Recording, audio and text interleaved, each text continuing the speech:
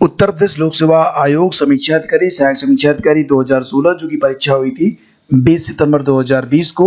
तो उसमें हिंदी का जो क्वेश्चन पेपर था 1 घंटे का पेपर होता है और कुल मिला के 60 प्रश्न पूछे गए थे। तो आइए इन 60 प्रश्नों को करते हैं डिस्कस। पहला क्वेश्चन लेते हैं, निम्नलिखित में तत्सम शब्द कौन सा है?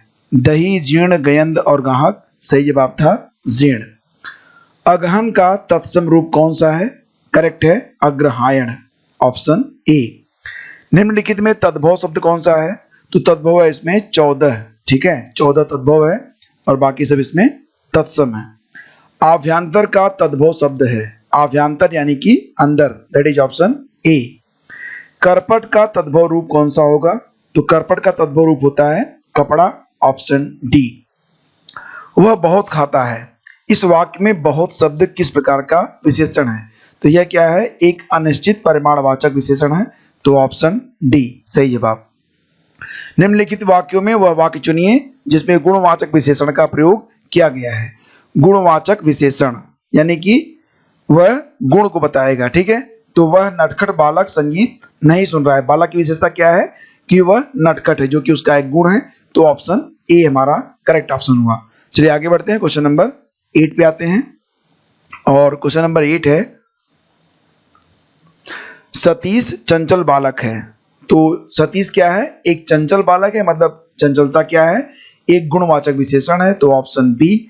मानसिक विशेषण किस मूल शब्द से बना है? मानसिक, तो ये बना है मनस से, ऑप्शन सी।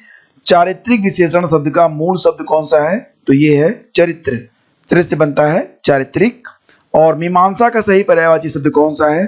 तो देखिए ये होगा समालोचन, ठीक है, तो ऑप्शन सी। मीमांसा का सही पर्यायवाची शब्द बनेगा समालोचन। बिजली का पर्यायवाची शब्द है सौदामिनी, ऑप्शन बी। निम्नलिखित में कौन सा शब्द लक्ष्मी का पर्यायवाची नहीं है? लक्ष्मी, तो देखिए रमा, कमला और इंदिरा ये तीनों जो हैं ये लक्ष्मी के पर्यायवाची हैं। भारती भारत माता का नाम है, तो ऑप्शन डी।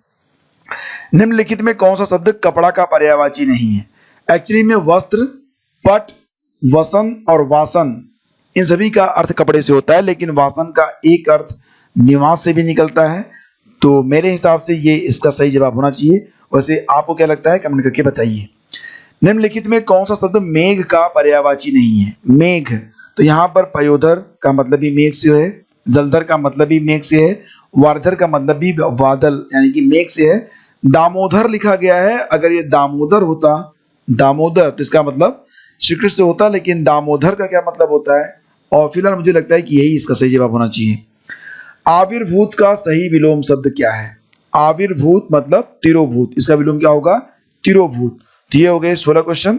आते हैं क्वेश्चन नंबर 17 पे। क्षणिक का सही विलोम शब्द है शाश्वत, ठीक है, तो ऑप्शन बी। क्षणिक मतलब जो क्षण भर रहे, शाश्वत मतलब जो हमेशा रहे। अग्रज का विलोम होगा अनुज, अग्रज का विलोम क्या होगा? अनुज। निम्नलिखित में विलोम शब्दों की दृष्टि से एक युग्म गलत है, तो ये युग्म कौन सा है? तो मौन का जो विलोम होता है मुखर होता है, शानदार का होता है सर्वनाक, बर्बर का होता है सभ्य, अनुचर का परिचर नहीं होता है, तो यही हमारा सही जवाब बनेगा, ऑप्शन डी। विलोम शब्दों की दृष्टि से इसमें एक युग्म गलत है, वह युग्म कौन सा है? अमित का परमिति होता है और सत्कार का तिरस्कार होता है, और इसके बाद आ रहा है आच्छादित का परिचिह्न, तो ये गलत है। तो यही हमारा उत्तर बनेगा क्योंकि ये युग्म गलत है। वर्तनी की दृष्टि से शुद्ध शब्द कौन सा है? वर्तनी की दृष्टि से शुद्ध शब्द है यहाँ पर विवर्त, ठीक है, ऑप्शन बी। अब देखो जो चिन्ह है अगर आप देखोगे तो इसको 2 प्रकार से लिखा जाता है, लेकिन सही माना जाता है ये वाला, ठीक है, ये वाला नहीं। और अनुग्रहित नहीं होता, अनुग्रहित होता है। विरहणी नहीं, विरहणी होता है। ये हो गया, ठीक है। शुद्ध वर्तनी वाले शब्द पर विचार करें तो सही वर्तनी इसमें है ज्योत्सना, ऑप्शन बी। वर्तनी की दृष्टि से कौन सा शब्द अशुद्ध है? कोमलांगी, सम्मिलित, उत्कर्षता और अनुग्रहित। फिलहाल मुझे तो यहाँ पर सभी विकल्प सही लग रहे हैं। आपको सही जवाब कौन सा लग रहा है कमेंट करके बताइए। क्वेश्चन नंबर 24 पे आ गए हैं। एक शुद्ध वाक्य है और वह कौन सा है, ये आपको बताना है। क्वेश्चन नंबर 24, तो इसमें कौन सा है? ये है ऑप्शन ए, ठीक है। प्रत्येक विद्यार्थी को चाहिए कि वह हिंदी की अनेक पुस्तकें पढ़े।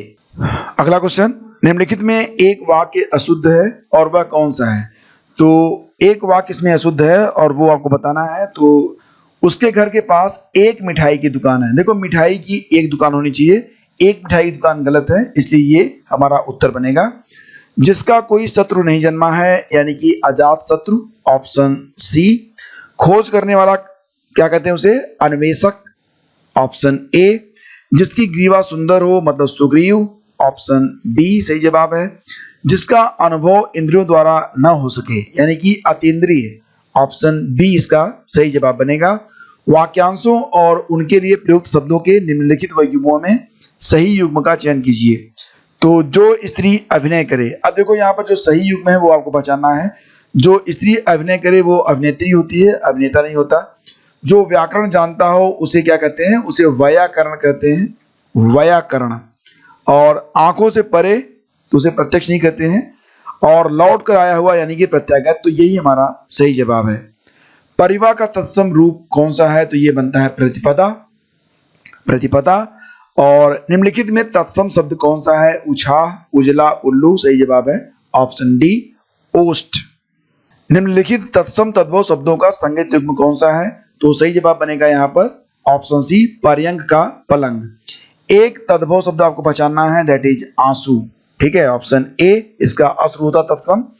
कपित का तद्भव शब्द क्या है, ये बनेगा ऑप्शन बी, कैथा। और इसके बाद निम्नलिखित शब्दों में कौन सा शब्द गुणवाचक विशेषण है, तो गुणवाचक ये बनेगा उचित, ठीक है, ऑप्शन ए ये गुणवाचक बनेगा। इसके बाद है 37, निम्नलिखित में कौन सा विशेषण संज्ञा से नहीं बना है, तो सुंदर जो है ये संज्ञा से नहीं बना है, ये विशेषण है ऑप्शन सी। निम्नलिखित में किस वाक्य में उत्तमावस्था गुणवाचक विशेषण विशेष का प्रयोग किया गया है, सही जवाब है ऑप्शन ए, परमानंद कक्षा में सबसे होशियार छात्र है। इसके बाद आइए क्वेश्चन नंबर 39 पे आते हैं। सौर किस मूल शब्द से बना विशेषण है, दैट इज सूर्य से, सौर मंडल बनता है आपका सूर्य से, तो इसका सही जवाब है सूर्य, ऑप्शन सी। आइए क्वेश्चन नंबर 40 पे चलते हैं। और क्वेश्चन नंबर 40 है कि निम्नलिखित में कौन सा शब्द विशेषण है, तो आग क्या है, आग संज्ञा है और यहाँ पर विशेषण बनेगा आग्नेय, आग्नेय नेत्र यानी कि आग के समान नेत्र। और आकाश का पर्यायवाची क्या बनेगा, ऑप्शन बी बनेगा शून्य। सोना का पर्यायवाची क्या है, कनक कनकते, कनक कनकते सौगुना, मतलब सोना एक का मतलब होता है सोना, दूसरे का मतलब होता है धतूरा, तो ऑप्शन डी सोना का पर्यायवाची बन जाएगा कनक। उसके प्राण पखेरु उड़ गए, पखेरु जो होता है ये पक्षी लिए प्रयुक्त किया जाता है, दैट इज ऑप्शन ए। निम्नलिखित में कौन सा शब्द चंद्रमा का पर्यायवाची नहीं है, चंद्रमा का पर्यायवाची नहीं है सुधांशु, सुधाकर, सुधाधर, तो that is option D, Salil जो है ये चंद्रमा का पर्यायवाची नहीं है। एक शब्द माता का पर्यायवाची नहीं है, वो कौन सा है, तो ये है ऑप्शन बी, अंबु। भौतिक का विलोम शब्द होगा आध्यात्मिक, भौतिक का क्या बनेगा आध्यात्मिक। और प्राची का मतलब पूर्व से होता है, प्रतीची का मतलब पश्चिम से होता है, तो प्राची का विपरीतार्थक विलोम बन जाएगा प्रतीची, ऑप्शन बी। इसके बाद चलिए चलते हैं क्वेश्चन नंबर 48 पे। क्वेश्चन है कि समष्टि का विलोम शब्द क्या होगा, ये बनेगा ऑप्शन बी, व्यष्टि। निम्नलिखित में विलोम शब्दों की दृष्टि से एक युग्म गलत है, वो कौन सा है, तो यहाँ पर विधि का निषेध सही है, आवाहन का विसर्जन भी सही है, इसके बाद है आग्रह का विग्रह, तो ये गलत है, तो यही हमारा उत्तर बनेगा, ठीक है। और अमी का क्या बनता है, हलाहल, तो यहाँ पर जो ऑप्शन सी है वो बिल्कुल करेक्ट है। चलिए क्वेश्चन नंबर 50 पे आते हैं।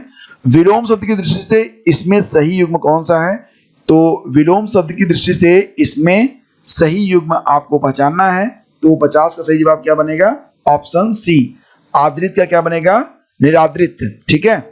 और इसके बाद शुद्ध वर्तनी वाले शब्द का चयन करें, तो सही जवाब है दैदीप्यमान, दैदीप्यमान यानी कि ऑप्शन ए। निम्नलिखित में अशुद्ध वर्तनी वाला शब्द कौन सा है, अशुद्ध वर्तनी, तो ये क्या बनेगा पौराणिक, ये अगर ऐसे लिखा जाता पौराणिक तो ये सही होता, यानी कि पौराणिक लिखा गया है तो ये गलत हो गया, ये हमारा उत्तर बनेगा। निम्नलिखित वाक्यों में शुद्ध वाक्य कौन सा है, क्वेश्चन नंबर 53, और ये है ऑप्शन सी, यह कविता अनेक भाव प्रकट करती है। निम्नलिखित में एक वाक्य शुद्ध है और वो कौन सा है, तो 54 में आइए, और 54 का सही जवाब है ऑप्शन सी, इसके बावजूद भी हम लोगों से हिंदी लिखने में बहुत भूल हो जाती है, तो ऑप्शन सी हमारा सही जवाब है। इसके बाद आ रहा है क्वेश्चन नंबर 55, कुल मिला के 7 प्रश्न पूछे गए थे, और 55 कौन सा है, अशुद्ध वाक्य का चयन कीजिए 55। और इसका सही जवाब है ऑप्शन बी, देश की वर्तमान मौजूदा। तो दोनों का मतलब एक ही होता है, तो दोनों का प्रयोग एक जगह पर नहीं होगा। दैट इज ऑप्शन बी, मतलब ये हमारा सही जवाब है। इसके बाद परंपरा से चली आ रही बात को क्या कहते हैं? अनुश्रुति। अनुश्रुति पर आधारित, यानी कि ऑप्शन 56 का होगा डी। जिसके पास कुछ न हो मतलब अकिंचन, तो ऑप्शन बी। और स्वेद यानी पसीने से उत्पन्न होने वाला मतलब स्वेदज, ठीक है, स्वेदज, तो ऑप्शन ए। अपरिणीत शब्द निम्नलिखित में किस वाक्यांश के प्रयुक्त होगा? परिणय सूत्र बंधन आपको याद होगा, मतलब अपरिणीत मतलब अविवाहित, मतलब जिसका विवाह न हुआ हो, तो ऑप्शन बी। निम्नलिखित में किस वाक्यांश के लिए एक शब्द दुर्निवार प्रयुक्त होता है? दुर्निवार मतलब जिसे दूर करना कठिन हो, ऑप्शन ए। तो ये थे 60 प्रश्न।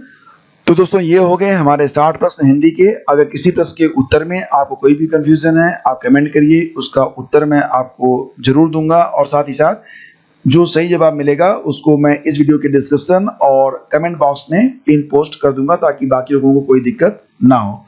तो मिलते हैं आपसे अगले वीडियो में। और बाकी जो जीएस का आंसर की है उसका लिंक आपको मिल जाएगा इसी वीडियो के डिस्क्रिप्शन में। Thank you so much.